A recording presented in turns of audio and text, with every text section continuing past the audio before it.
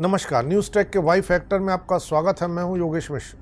चुनाव के नतीजे जीत हार तो तय करते ही हैं, इसी के साथ यह भी तय करते हैं कि आने वाले समय में किस राजनीतिक दल और किस नेता का क्या भविष्य होगा। चुनावी नतीजे सिर्फ वर्तमान नहीं लिखते, भविष्य भी लिखते हैं। इस बार के चुनावी नतीजों का भविष्य देखा जाए तो भारतीय जनता पार्टी और उसके गठबंधन के साथियों के लिए बेहद परेशान करने वाला है, क्योंकि जिस समाजवादी पार्टी और कांग्रेस को वो लगातार निशाना बनाते आ रहे थे, जिसके मार्फत वो अपनी जीत का रास्ता खोल रहे थे, उसका रिवाइवल दिखने लगा है। यह रिवाइवल देश में है। इसी रिवाइवल का नतीजा है कि 400 पार की बात करने वाली भारतीय जनता पार्टी उत्तर प्रदेश में सिर्फ 36 सीटों पर सिमट के रह गई। पर इससे भी डराने वाली बात यह है कि जहां पर भारतीय जनता पार्टी के उम्मीदवार जीते, उनका इंडिया गठबंधन के उम्मीदवारों से जीत हार में बहुत छोटा अंतर दिखता है, जबकि इंडिया गठबंधन के उम्मीदवारों ने बड़े अंतर के साथ जीत दर्ज कराई है। हर जनादेश में कोई न कोई संदेश होता है। यह संदेश हारने वाली पार्टी के लिए भी होता है और जीतने वाली पार्टी के लिए भी होता है। यही नहीं, हारने और जीतने वाले उम्मीदवारों के लिए भी अलग अलग संदेश होते हैं। अगर 2024 के चुनावी नतीजों के संदेश पढ़े जाएं तो भारतीय जनता पार्टी के लिए सबसे बड़ा संदेश यह है कि आखिर उसे किन मजबूरियों में विपक्ष की पिच पर उतर के खेलना पड़ा। 400 पार का उसका दावा बूमरैंग क्यों कर गया? क्या ऐसा नहीं कि कोई पॉलिटिकल पार्टी 400 पार का आंकड़ा छू ना पाई हो? कोई नायाब आंकड़ा यह नहीं था। 400 पार के नारे को विपक्ष ने हथियार बनाकर नीचे तक के समझाने में कामयाबी हासिल कर ली। भाजपा की इस मंशा के पीछे बाबा साहब का संविधान बदलना और आरक्षण खत्म करना है।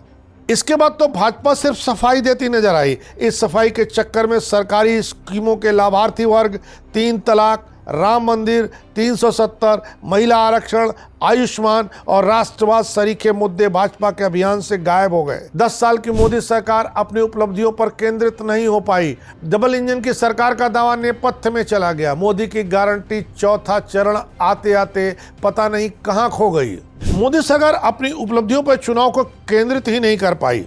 10 साल से केंद्र की सत्ता से बाहर और आम जनता के चित्त से उतर चुकी कांग्रेस को इस चुनाव के दौरान लाइमलाइट में बनाए रखने का श्रेय भी भाजपा को जाता है। उसके खुद के अपने काम, अपने प्लान सब पीछे छूट गए। गंभीर नैरेटिव लापता हो गया। उसकी जगह मंगलसूत्र, मटन, टोटी खोल ले जाना, बिजली काट जाना, भैंस ले जाना जैसे हैरानी वाले बयानात हावी हो गए। खेल ऐसा हो गया कि एक ही ओवर में वाइड बॉल और नो बॉल की भरमार हो गई। कौन सी गेंद कहां जाएगी खुद गेंदबाज को पता नहीं चला। विपक्ष की नई पिच और डिरेल नैरेटिव का असर यह हुआ कि भाजपा की नेताओं की भाषा और बॉडी लैंग्वेज दोनों बीते 2 चुनाव सरीखे आत्मविश्वास से नदारद थे। सोशल मीडिया प्लेटफॉर्म पर अपनी जबरदस्त पकड़ रखने वाली और अविजित भाजपा पिछड़ती नजर आई। पूरे चुनाव में आईटी सेल दिशाहीन रहा। एक और बड़ी बात यह रही कि भाजपा का पूरा अभियान मोदी 1-2 अन्य नेताओं पर आकर टिक गया। लगता था मानो चुनाव भाजपा नहीं बल्कि अकेले मोदी लड़ रहे हैं। भाजपा के सभी नेताओं के बयान में शालीनता नदारद थी। भाषण में कई बार हद पार की गई। भाजपा के नेताओं और कार्यकर्ताओं में उभरता एरोगेंस लोगों को खटक रहा था। बयानों और जनता को लुभाने वाले दावों में भरोसा, उम्मीद नहीं बल्कि भय दिखाया जा रहा था। टिकट के बंटवारे में तो भाजपा ने बंटाधार कर दिया। सेल्फ गोल करने वाले टिकट ज्यादा दिए गए। 10 साल से किसी भी काम ना आने वाले सांसदों का चेहरा देख के ऊब चुकी जनता के सामने उन्हीं चेहरों को पटक दिया गया। भाजपा के 10 सांसदों के खिलाफ गो बैक का जनता ने नारा लगाया, लेकिन भारतीय जनता पार्टी ने उन टिकटों को बदलने की जहमत भी नहीं उठाई। जिन सांसदों के खिलाफ गो बैक का नारा लगा उसमें संजीव बालियान, जगदम्बिका पाल, प्रवीण निषाद, हरीश द्विवेदी, संगम लाल गुप्ता जैसे तमाम लोग शामिल थे। भाजपा कलेक्शन ऑफ कॉन्ट्रडिक्शन पर काम कर रही थी। उसे समझ में नहीं आ रहा था कि वो जो दावे कर रही है उसी दावों के ठीक उलट उसकी पार्टी में हो रहा है। मसलन भाजपा ने जिस तरह परिवारवाद का आरोप लगाया, पर भाजपा यह भूल गई कि गठबंधन के जिन भी साथियों को उसने अपने साथ जोड़ा है वो सब के सब परिवारवाद से लबरेज हैं। अपना दल के अनुप्रिया पटेल की सियासत उनके लिए और उनके पति के इर्द गिर्द तक घूमती है। निषाद पार्टी के संजय निषाद का पूरा लक्ष्य अपने बेटे की सियासत के आसपास ही सिमटा रहता है। इसी के साथ सुहेल देव राजभर पार्टी के ओम प्रकाश राजभर का एकमात्र लक्ष्य अपने बेटे को संसद पहुंचाना दिखने लगा है। खुद भाजपा में भी यही सब चलने लगा था। एक दौर में कल्याण सिंह, उनके बेटे राजवीर सिंह और उनके बेटे संदीप सिंह तीनों पार्टी में महत्वपूर्ण पदों पर रहे। ब्रजभूषण शरण सिंह का एक बेटा विधायक है और दूसरा बेटा सांसद बन गया। पूर्व मुख्यमंत्री और वीर बहादुर सिंह के बेटे फतेह बहादुर सिंह कैंपियरगंज से विधायक हैं। उनके भाई उत्तर प्रदेश कोऑपरेटिव के अध्यक्ष हैं, जबकि फतेह बहादुर की पत्नी साधना सिंह गोरखपुर की जिला पंचायत अध्यक्ष है। कथनी और करनी का अंतर लोगों को साल रहा था। भाजपा ने लगातार ईमानदार प्रशासन की बात की, लेकिन भारतीय जनता पार्टी की राज्य सरकारें भ्रष्टाचार में आकंठ डूबी रहीं। लेन देन की दर दूसरे राज्य सरकारों की तुलना में बहुत ज्यादा बढ़ गई। भाजपा ने जिस तरह बाहर के नेताओं को अपना कंधा दिया, उसने भी जिम्मेदारियों के पहाड़ को इतना बेढप कर दिया कि लोग अपनी पसंदीदा पार्टी का चाल, चरित्र और चेहरा बदलने से परेशान हो उठे। शायद यही वजह है कि लोकसभा चुनाव के दौरान भाजपा ने दूसरे दलों के जिन नेताओं को कमल पकड़ाकर अपने पाले में खड़ा किया, उन सब इलाकों में भाजपा हार गई।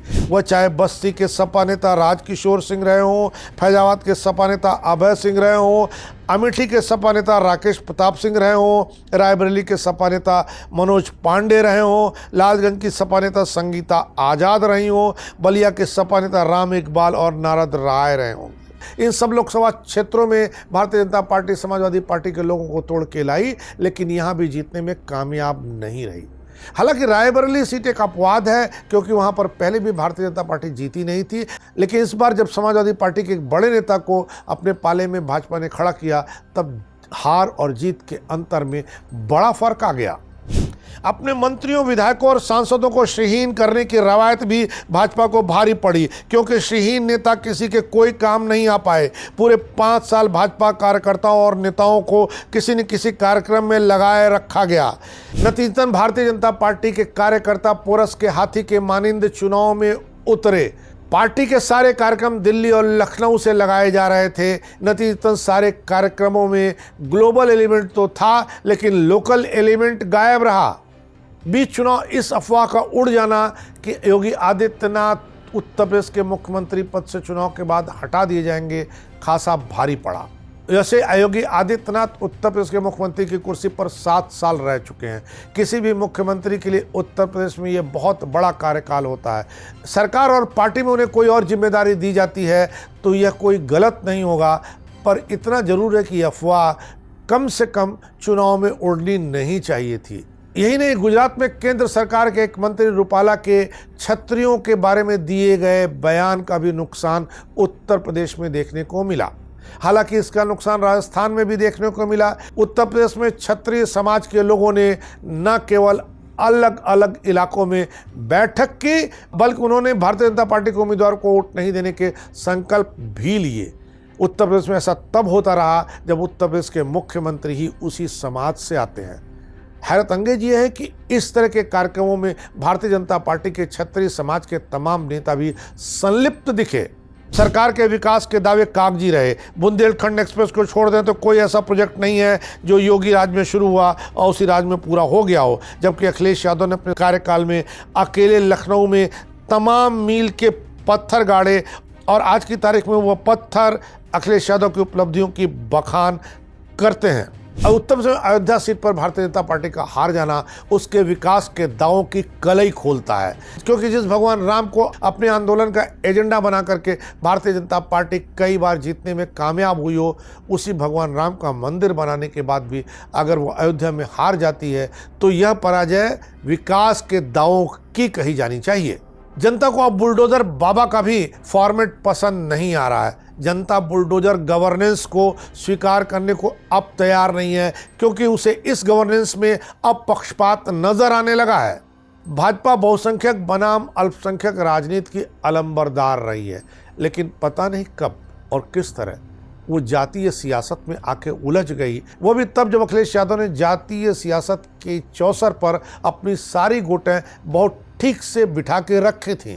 जिस तरह मायावती ने बार बार अपना टिकट बदला, उससे भी भारतीय जनता पार्टी को नुकसान हुआ। लोगों ने यह माना कि भारतीय जनता पार्टी की बी टीम के तौर पर मायावती काम कर रही हैं। यह भी साफ हो रहा था कि वो जो टिकट काट रही हैं और जो टिकट दे रही हैं, उससे इंडिया गठबंधन के उम्मीदवारों को नुकसान पहुंचाने के अलावा उनका कोई लक्ष्य नहीं है। भारतीय जनता पार्टी को 2024 के स्कोर से यह सोचना चाहिए कि आखिर जब उड़ीसा में वो सरकार बना रही है, तमिलनाडु में अपने लिए द्वार खोल रही है, केरल में वो अपने लिए एक जगह बनाने में कामयाब हो रही है, लेकिन इसके बाद भी वो उत्तर प्रदेश, राजस्थान और महाराष्ट्र में क्यों सफल नहीं हो पाई। हालांकि महाराष्ट्र में भारतीय जनता पार्टी की असफलता का कारण सीधा है कि उसने अपने विचारधारा की हिंदुत्व वाली पार्टी शिवसेना पर भरोसा नहीं किया। भारतीय जनता पार्टी के रणनीतिकारों के पास इस बात का क्या तर्क हो सकता है कि वो शिंदे को मुख्यमंत्री बना सकते हैं, उद्धव ठाकरे को मुख्यमंत्री बनाना उनके लिए मुश्किल हो रहा था।